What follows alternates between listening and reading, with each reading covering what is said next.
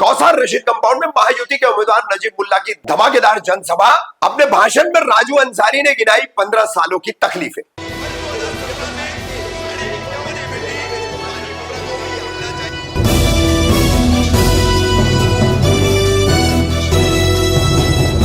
रफीक कामदार हिंदुस्तानी reporter में आपका स्वागत है। 12 नवंबर को कौसार रशीद कंपाउंड परिसर में भारतीय जनता पार्टी, शिवसेना शिंदे गुट और राष्ट्रवादी कांग्रेस पार्टी अजीत पवार गुट, इस महायुति के उम्मीदवार नजीब मुल्ला, इनकी प्रचार की सभा हुई।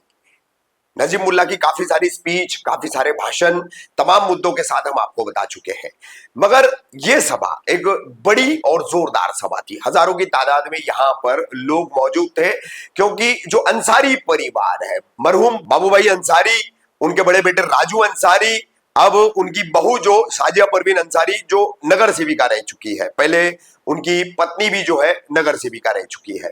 तो ये अंसारी परिवार पिछले लगभग 20 वर्षों से, 20 से 25 वर्षों से यहां पर इस वार्ड में नगर सेवक का पद अपने घराने में कायम रखने में अक्सर कामयाब रहा है। और पिछले लगभग 12-13 वर्षों से यह परिवार, राष्ट्रवादी कांग्रेस पार्टी जब एक थी और यहां से पहली बार विधायक बने थे जितेंद्र आव्हाड, तो उनसे जुड़ गया था। अब उनसे जुड़ने के बाद लगभग 1 साल पहले फिर ये अलग हुए हैं। एक से लगभग 2 साल का अरसा हुआ होगा अलग हुए हैं, और अलग होने के बाद क्या मतभेद है, क्या मामलात है, राजनीतिक कितने कारण है, उसकी बातें बाद में। मगर अपनी तकलीफों को अपने भाषण में किस तरह से बताया है राजू अंसारी ने रशीद कंपाउंड की इस सभा में, सुनिए। यहाँ पर जितने बैठे हुए लोग क्या मुझे पहचानते हैं? पिछले 25 सालों से मेरा परिवार आपके बीच हमेशा से रहा है। आपके दुख में, आपके दर्द में, आपकी खुशी में आपको साझी कर रहा है। मैं आपको एक बात बता दूं कि पिछले 10 सालों से जो हमारे इलाके का आमदार है, उसके जुल्म और सितम की बात करता हूं मैं आपको, कि पिछले 10 सालों से मेरे ऊपर 11 केस किए गए, मेरे घर की औरतों पर केस किए गए, मेरे बंगले पर हमला किया गया, मुझे जेल में भेजा गया, मुझे लॉकअप में भेजा गया, मगर मैं डरा नहीं। क्यों नहीं डरा मालूम है? क्योंकि आप लोगों का साथ मेरे साथ में था। आज ये जो भीड़ उमड़ी है यहाँ पे, आज जो लोग यहाँ पर खड़े हैं, ये बता रहे हैं कि मैं आपके दिलों में रहता हूँ, और जिस दिन मैं रहता हूँ, मैं समझता हूँ कि उसी दिन के अंदर हमें नजीब मुल्ला साहब को रखना पड़ेगा। पिछले 15 सालों का जो हिसाब है, पिछले 15 सालों से जिस तानाशाह ने, जिस डिक्टेटर ने मुमरा कौसार के लोगों को बर्बाद किया है, चाहे वो टोरन की शक्ल में हो, चाहे वो नशे की शक्ल में हो। मुझे बराबर याद है कि 2014 में मुमरा कौसार में 2 ही 3 जगह पर नशा बिकता था, मगर आज 200 जगह पर नशा बिक रहा है। तो ये जो यहूदी सोच का इंसान है, ये हमारी नस्लों को खराब करने और हमारी नस्लों को बर्बाद करने के लिए रखा गया है। और ये बहुत बड़ी सोच के साथ और बहुत बड़े साजिश के तहत मुमरा कौसार में 15 साल से आदमी काबिज है। और इससे मुमरा कौसार का क्या हाल किया आपको मालूम है? आज हमारे पास पीने को पानी नहीं है। आज टोरन जैसी प्राइवेट कंपनी को हमारे पर मुसल्लत करके हमारे घर के पर्स के अंदर चोरी की जा रही है। आज हमारे घर का भाड़ा अगर 6000 है तो 4000 रुपया हमें टोरन का पैसा भरना पड़ रहा है। हमारे यहाँ कब्रिस्तान का हाल क्या है?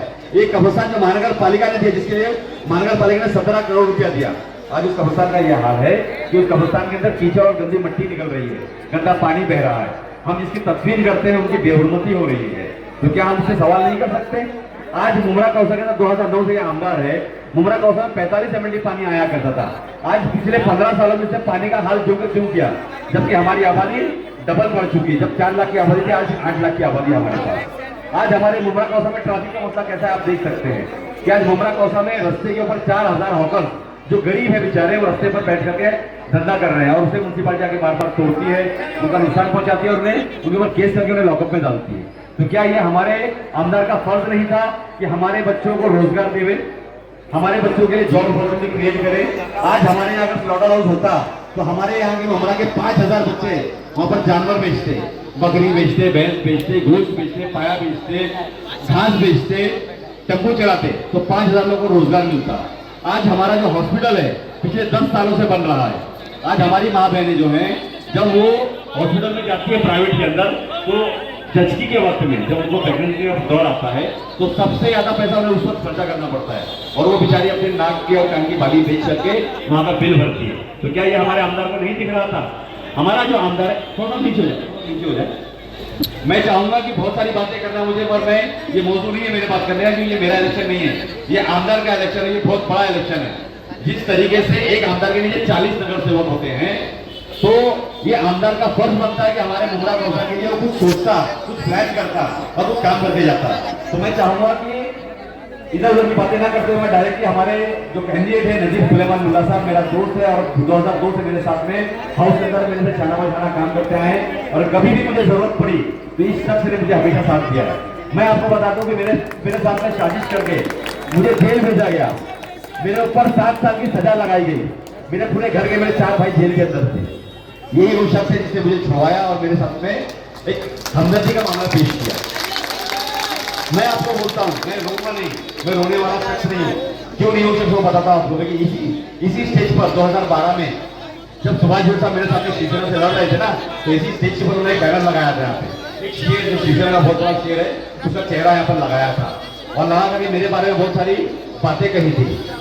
उसके दूसरे ही रोज मैंने सलीम भाई से कहा था कि यहाँ पर आप स्टेज लगाए, मैं उस सवाल का जवाब दूंगा उनको। और मैंने उनसे कहा था कि सुभाष भोयर साहब आप शुक्र मनाएं कि अल्लाह ताला ने इस शेर को हलाल नहीं किया है। अगर ये हलाल होता ना तो हमारी फ्रिजों में पड़ा होता। हम शेर वेर से करते नहीं है, हम सिर्फ अल्लाह की चाहते करते हैं और उनके बात से नहीं करते। तो मैं गुजारिश करूंगा हमारे नजीब सुलेमान मुल्ला साहब से कि वो स्टेज पर आए और अपने तासुरात को पेश करें।